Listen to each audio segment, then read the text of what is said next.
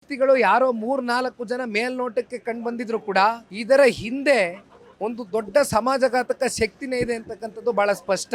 SITಯ ರಚನೆ ಈ ವಿಚಾರಕ್ಕೆ ಸಂಬಂಧಪಟ್ಟಂತೆ ನೀವು ಮಾಡಲೇಬೇಕು ಅಂದಿದ್ರೆ ನೀವು ಒಂದು ಸ್ವಲ್ಪ ಸಮಯ ಕೊಡಬೇಕಾಗಿತ್ತು. ಆಮೇಲೆ ಈ ವ್ಯಕ್ತಿಗಳು ಯಾರ್ಯಾರು ದೂರನ್ನ ಕೊಟ್ಟರು ಅವ್ರ ಹಿನ್ನೆಲೆಗಳೇನು ಇವೆಲ್ಲವೂ ಕೂಡ ನೀವು ಗಂಭೀರವಾಗಿ ಇದನ್ನ ಪರಿಶೀಲನೆ ಮಾಡಿ ತದನಂತರ ನೀವು SIT ಮಾಡಲೇಬೇಕು ಅಂತಕ್ಕಂಥದ್ದೇನಾದ್ರೂ ಅಂತ ಸಂದರ್ಭ ಬಂದಿದ್ರೆ ಅವತ್ತು ಆಲೋಚನೆ ಮಾಡಬಹುದಾಗಿತ್ತು. ಆದ್ರೆ ಇಲ್ಲಿವರೆಗೂ ನಾವು ನೋಡ್ಕೊಂಡ್ ಬಂದಿದ್ದೇವೆ SIT ಒಂದ್ ರೀತಿ ಪ್ರತಿ ವಿಚಾರದಲ್ಲೂ ಕೂಡ ಬಹಳ ರಾಕೆಟ್ ವೇಗದಲ್ಲಿ ರಚನೆ ಮಾಡಿಬಿಡ್ತಾರೆ. ಈ ಪ್ರಕರಣದಲ್ಲೂ ಅಷ್ಟೇ ಬಹಳ ತರಾತುರಿಯಲ್ಲಿ SITಯನ್ನ ರಚನೆ ಮಾಡಿದ್ರು. ಅದು ಯಾರೋ ಒಬ್ಬ ಅನಾಮಧೇಯ ವ್ಯಕ್ತಿ ಮಾಸ್ಕ್ ಮ್ಯಾನ್ ಅಂತ ತಾವುಗಳು ಮಾಧ್ಯಮದ ಮಿತ್ರರವ್ರಿಗೂ ನಾಮಕರಣವನ್ನ ಏನ್ ಮಾಡಿದ್ರಿ, ಆ ಒಂದು ಬುರುಡೆಯನ್ನ ತಗೊಂಬಂದು ಇಟ್ಟಂತ ವ್ಯಕ್ತಿ ಹಲವಾರು ಕಡೆ ಈ ರೀತಿ ಅತ್ಯಾಚಾರಗಳಾಗಿದೆ, ಕೊಲೆ ಪ್ರಕರಣಗಳಾಗಿದೆ ಅಂತಕ್ಕಂಥದ್ದು ಹೇಳಿದಾಗ ಆ ವ್ಯಕ್ತಿ ಹೇಳಿದಂತ ಮಾತಿನ ಮೇಲೆ ನೀವು ಅಷ್ಟು ಆ ವ್ಯಕ್ತಿಯನ್ನ ಕರ್ಕೊಂಡು 17 ಕಡೆ ಕರ್ಕೊಂಡು ಹೋಗಿ 17 ಜಾಗ ಇವತ್ತು ನೀವು ಡಿಗೌಟ್ ಮಾಡ್ತೀರಾ.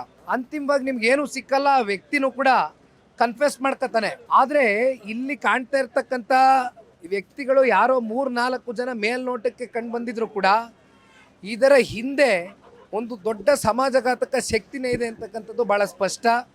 ಯಾವುದೋ ಒಂದು ದೊಡ್ಡ ಆರ್ಗನೈಸೇಷನ್ ಇದ್ರ ಹಿಂದೆ ನಿಂತು ಧರ್ಮಸ್ಥಳದ ಮೇಲೆ ಒಂದು ಕಪ್ಚುಕ್ಕೆ ತಗೊಂಡು ಬರಬೇಕು ಅಂತಕ್ಕಂಥದ್ದು ಒಂದು ದುರುದ್ದೇಶ ಇಟ್ಕೊಂಡು ಮಾಡಿರ್ತಕ್ಕಂಥ ಪ್ರಕರಣಕ್ಕೆ ಉತ್ತೇಜನೆಯನ್ನು ಕೊಟ್ಟಿರ್ತಕ್ಕಂಥದ್ದು ಸರ್ಕಾರ.